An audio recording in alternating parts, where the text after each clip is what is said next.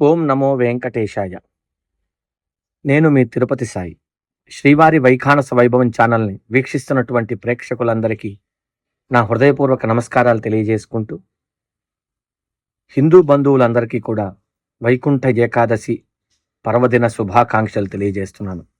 చక్కగా వైకుంఠ ఏకాదశిని జరుపుకుంటూ ఉన్నాం.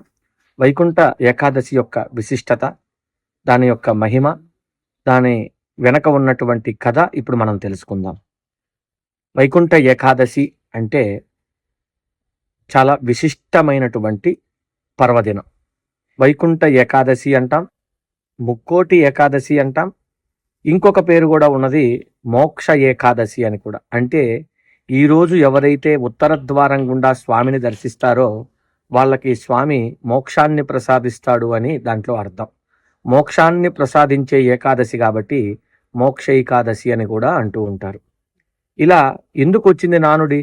ఈరోజే ఎందుకు మోక్షాన్ని ప్రసాదిస్తున్నాడు స్వామి అంటే, పూర్వము మధుకైటబులైనటువంటి ఇద్దరు రాక్షసులు బ్రహ్మ దగ్గర నుంచి వేదాలను అపహరించారట. అపహరిస్తే స్వామి వెళ్ళి వాళ్ళతో యుద్ధం చేసి వేదాలను తిరిగి మళ్ళీ బ్రహ్మకిచ్చారు. అప్పుడు ఆ స్వామి వాళ్ళకి ముక్తిని ప్రసాదించాలని, మోక్షాన్ని ప్రసాదించాలని ఆ ఏకాదశి రోజున ఉత్తర ద్వారాన్ని తెరిపించి రాక్షసులైనటువంటి వారిరువురికి కూడా వైకుంఠ ప్రవేశము, మోక్షాన్ని ఇచ్చారట. అది మొదలుకొని ముక్కోటి దేవతలందరూ కూడా వైకుంఠ ఏకాదశి తిథియందు చక్కగా ఉత్తర ద్వారంలో స్వామిని దర్శనం చేసి అనుగ్రహాన్ని పొందుతూ ఉన్నారట. ఇదొక విధంగా అయితే, స్వామి ముందు మాసాలలో శయన ఏకాదశి, ఉత్థాన ఏకాదశి అవన్నీ కూడా వస్తున్నాయి కదండి మనకి. ఆ పరంపరలో స్వామివారు అప్పుడే నిద్ర లేచి ఉంటారు కాబట్టి, నిద్ర మేలుకొని ఉంటారు కాబట్టి, అప్పటి వరకు కొంతకాలంగా చూడనటువంటి దేవతలందరూ కూడా ఒక్కసారిగా స్వామిని చూడాలనేటువంటి ఆనందంతో ఆ రోజు ఏకాదశి రోజు ఉత్తర ద్వారంగా ముక్కోటి దేవతలు వెళ్ళి స్వామిని దర్శిస్తారట. అందుకని ఆ రోజు ముక్కోటి ఏకాదశి, 3 కోట్ల మంది దేవతలు దర్శించేటువంటి ఏకాదశి కాబట్టి ముక్కోటి ఏకాదశి అని మనం పిలుస్తూ ఉన్నాం. ఇంతటి విశిష్టమైనటువంటి ఏకాదశి రోజున మనందరం కూడా తిరుమలకే రావాలని లేదండి. మన ఇంటి యందు, మన ఊరిలో ఉన్నటువంటి విష్ణు సంబంధమైనటువంటి ఏ ఆలయానికి వెళ్ళైనా సరే స్వామిని దర్శనం చేసుకోవచ్చు. తిరుమలకే రావాలి, ప్రసిద్ధ క్షేత్రాలకే వెళ్ళాలని ఎక్కడ చెప్పలేదు. విష్ణాలయం అయితే చాలు.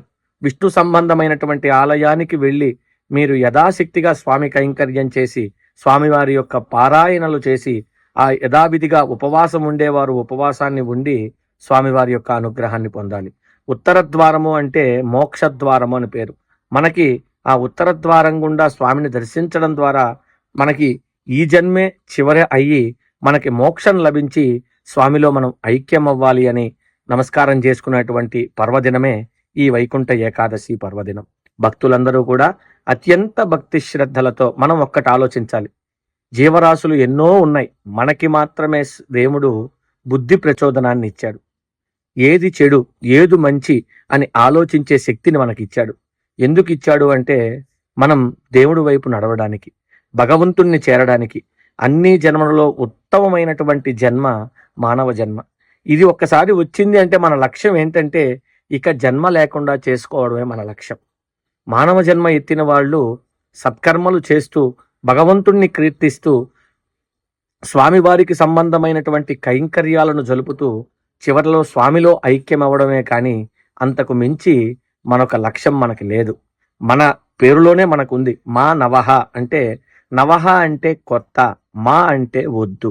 కొత్త ఇక మాకొద్దు, ఈ జీవితం ఇక చాలు, స్వామి మాకు మోక్షాన్ని ప్రసాదించు అని చెప్పి ఆ వేడుకోవడమే ఈ వైకుంఠ ఏకాదశి పర్వదినం. అందున భక్తులందరూ కూడా అత్యంత భక్తి శ్రద్ధలతో మీ సమీప ఆలయాలలో సందర్శించి స్వామివారి యొక్క అనుగ్రహాన్ని పొందండి. ఒకవేళ ఆలయానికి పోలేకపోయామంటే ఇంటిలో విష్ణుమూర్తి సంబంధమైనటువంటి ఏ చిత్రపటానికైనా అత్యంత భక్తి శ్రద్ధలతో స్వామి నీవే తప్ప ఇతప్పరం బెరుగా అని స్వామిని వేడుకుంటే తప్పక మనకు మోక్షం లభిస్తుంది.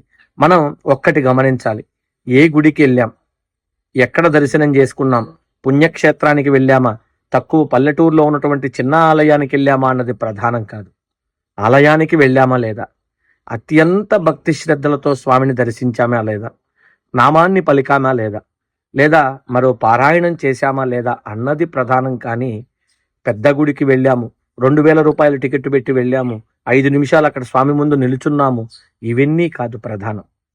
సామాన్య భక్తుడిలాగా వెళ్ళి చక్కగా అత్యంత భక్తి శ్రద్ధలతో ఆలయం ప్రవేశన దగ్గర నుంచి నామస్మరణ చేస్తూ, గోవిందనామం చెబుతూ, రామనామం చెబుతూ, రకరకాలైనటువంటి స్తోత్ర పారాయణలు జరుపుతూ ఎవరైతే భక్తి శ్రద్ధలతో దర్శిస్తారో వాళ్ళకి తప్పక మోక్షం కలుగుతుంది అని మనందరం కూడా పరిపూర్ణంగా నమ్ముతూ, వైకుంఠ ఏకాదశి పర్వదినం సందర్భంగా మరొక్కమారు అందరికీ శుభాకాంక్షలు తెలియజేసుకుంటూ, ఆ శ్రీనివాసుని అనుగ్రహం మనందరి మీద ఉండాలని పరిపరి విధములా స్వామికి నమస్కారాలు తెలియజేసుకుంటూ, సర్వే జనా సుఖినో భవ.